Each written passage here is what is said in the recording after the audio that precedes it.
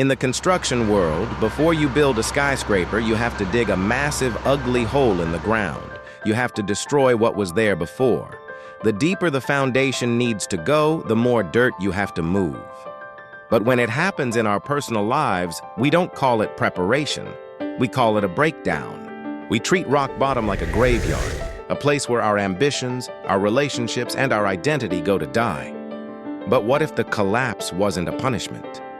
What if the shattering of your life was actually a controlled demolition ordered by your future self to clear away everything that was holding you back?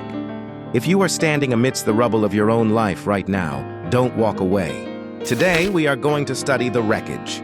We are going to look at the blueprint of your breakdown and discover exactly how your rock bottom is about to become the foundation for the greatest thing you will ever build. Nobody wakes up and plans a breakdown. It usually happens in two ways, all at once or slowly over time. Sometimes it's a sudden, catastrophic strike, a layoff you never saw coming, a betrayal that blindsides you, a sudden loss that leaves your world spinning. But more often, it's a slow, quiet rot in the load-bearing pillars of your life. It's the years of pretending you are okay when you aren't. It's the months of overextending your emotional bank account, writing checks of energy and compliance to people who never deposited anything back into you. It's the exhausting performance of carrying everyone else's expectations while your own foundation is cracking under the weight. And then, the breaking point arrives. And in that moment, the voice inside your head whispers the most terrifying lie of all. You failed. You look at your finances, your career, or your broken heart, and you feel a profound, suffocating shame. You think you are the only one who couldn't hold it together. You look around at a world that seems perfectly intact, and you wonder how you became the casualty. But let me tell you a secret about structural engineering. A building only collapses when it tries to hold up a weight it was never designed to carry. Your breakdown wasn't a failure of your character. It was a failure of your boundaries. Your soul simply refused to keep living a lie. When the dust settles after a collapse, the natural instinct is to run away from the wreckage.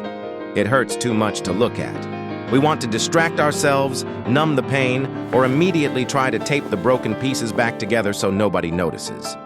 But a true builder doesn't run. A true builder steps into the debris with an inventory notebook. Rock bottom has a strange, brutal gift that abundance can never give you: absolute clarity. When you lose everything, or when your old way of living completely fails you, you are suddenly blessed with the truth. In the rubble, you finally see who stays and who walks away when the premium seats of your life are no longer available. In the rubble, you see which habits were actually assets, and which ones were hidden liabilities draining your emotional solvency. You realize that the version of you that just broke down was trying to please a world that didn't care about your peace anyway. Look closely at your wreckage right now. Which pillars failed first? Was it the need for validation? Was it the fear of saying no? Was it the habit of prioritizing everyone else's stability at the expense of your own? Don't curse the debris.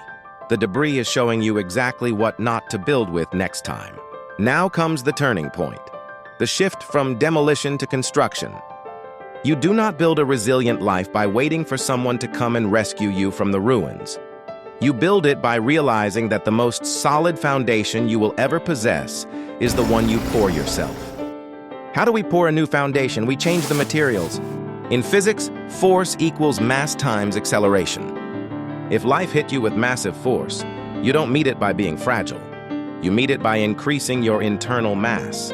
You become heavier, more grounded, unshakable. You start treating your energy like a central bank treats its reserves. You stop funding toxic habits.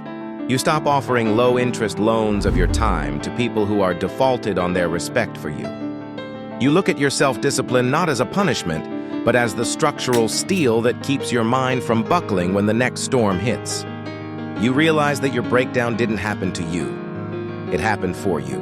It was the universe forcefully removing the counterfeit versions of success you were chasing so you could finally build something authentic, something that can withstand the wind. Look up.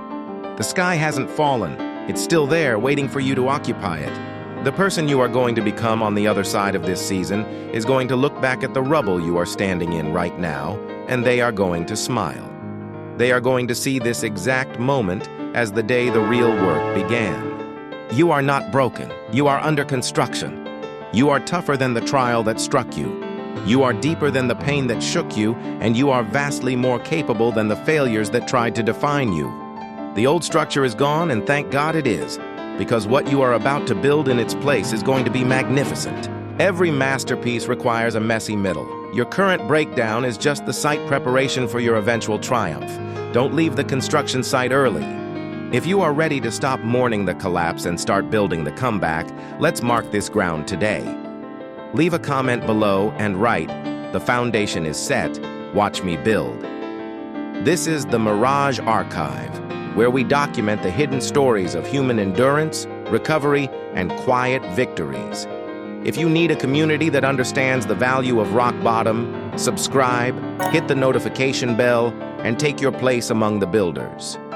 Until next time, keep laying the brickwork.